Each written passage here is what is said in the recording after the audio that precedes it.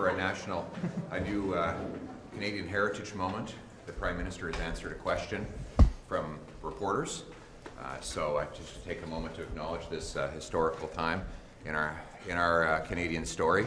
The Prime Minister has obviously been hiding from all of you since the devastating news that we were all saddened to learn on Friday that Canada was the only country in the G7 to have fallen into a recession.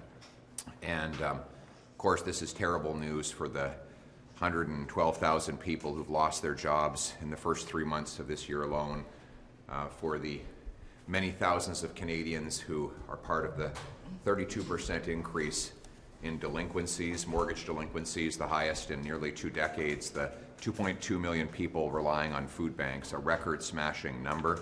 Real people are suffering in a way that they're not suffering in the other G7 countries. And today, the Prime Minister wouldn't even answer your question. You asked him point blank, are we in a recession? And he refused to answer that question. 5 days have gone by, and the Prime Minister has been in hiding from this devastating economic report. And when he does finally appear, he can't even answer a basic yes or no question. What he should have said is that, yes, we are in a recession, and yes, the single mothers who are having to turn back items at the checkout in grocery stores and then go to food banks that have also run out of food, they deserve a Prime Minister who will look them in the eye and say, admit that there is a recession. The young couple that's been working for 4 years, living in a 400 square foot apartment, can't afford a home, they deserve the Prime Minister to tell them the truth, that yes, he has caused them a recession. The father in Windsor who's gone home to tell his kids that he's lost his job, they're going to have to sell the home, there's not going to be any hockey or vacation this summer, they deserve to have a Prime Minister who tells the truth, that we are the only country in the G7 that is in a recession. Instead of the Prime Minister, if I could, the Prime Minister instead spread misinformation. He told all of you that investment has been up the last 2 quarters. Well, this is a quote directly from the StatsCan report. Business capital investment fell 0.7% in the first quarter of 2026, the 5th consecutive quarterly decline.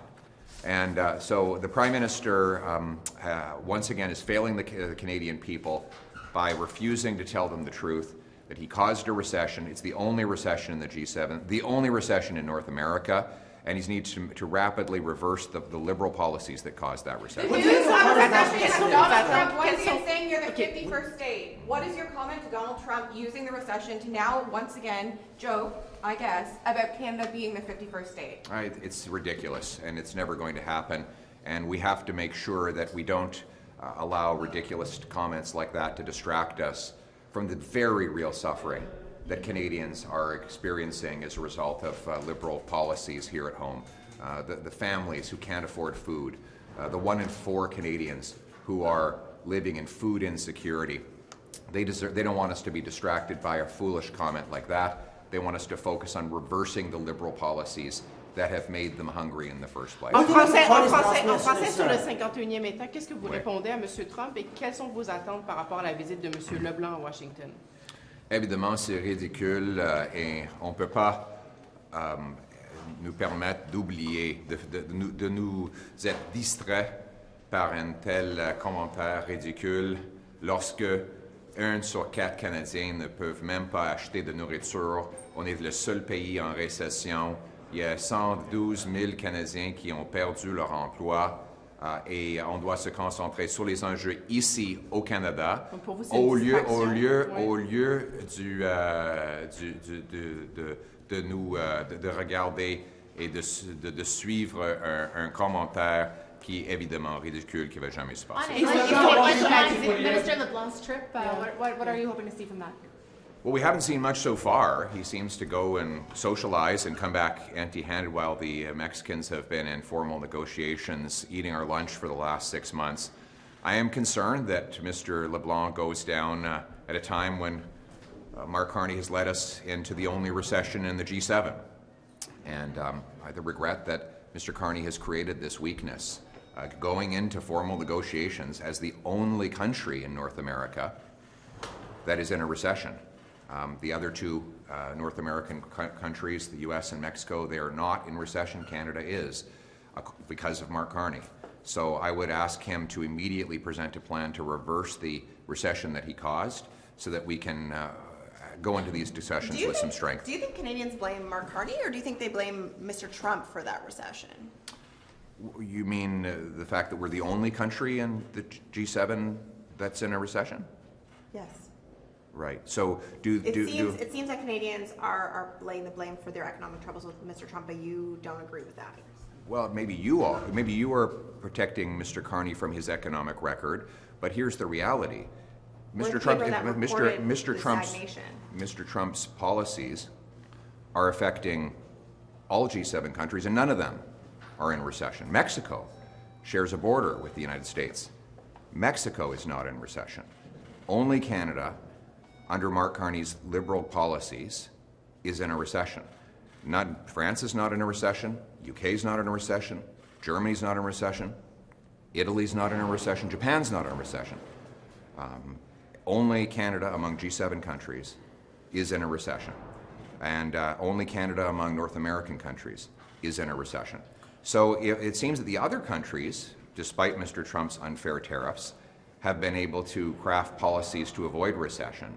It's only here under Mark Carney's policies that we find ourselves in a recession. Croyez-vous que la loi sur la clarté doit être... Croyez-vous que la loi sur la anti-Semitism? Do you think he's doing enough on the topic? What announcement? He announced like the creation of a council includes people like Omar Al-Ghabra to deal with the issues of hatred, regardless, and anti-Semitism specifically as well. Well, I remember Mr. Al-Ghabra lobbying me before he was in politics to keep Hezbollah legal. So I'm not sure that he's the right guy to combat anti-Semitism. The last thing we need is another council. I mean, this is the problem with Mark Carney. Every time there's a problem, he creates a new bureaucracy, agency, council that does absolutely nothing except pay high per diems and expenses to a bunch of liberal insiders. He's appointed as a head of the council a minister who says he wants to ban part of the Jewish Torah that he considers to be politically incorrect. This is ridiculous.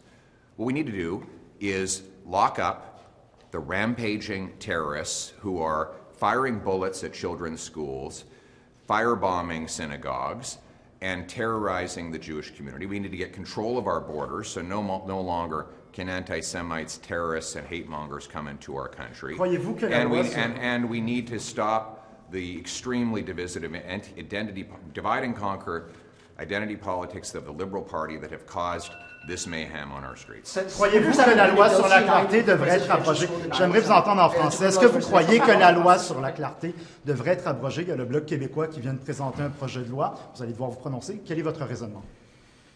Moi, je crois que c'est très malheureux qu'après 10 ans des libéraux, le pays était plus divisé que jamais. La réalité, c'est que il y a 10 ans, il n'y avait pas de mouvement souverainiste en Alberta. Le support pour la souveraineté en Alberta était zéro.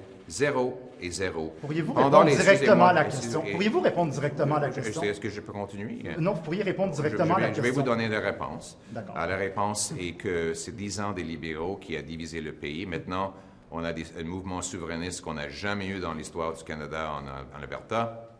Et le PQ est en avance dans les sondages au Québec. Donc, les libéraux ont divisé notre pays. Quand j'étais au gouvernement, quand on a eu un gouvernement conservateur, il n'y avait aucun mouvement souverainiste. Et quand les conservateurs, sous mon leadership, seront au gouvernement, il ne va pas y avoir une... La loi sur la clarté... La loi sur la question, monsieur Poilievre. Vous ne répondez pas à la question. Vous ne répondez pas.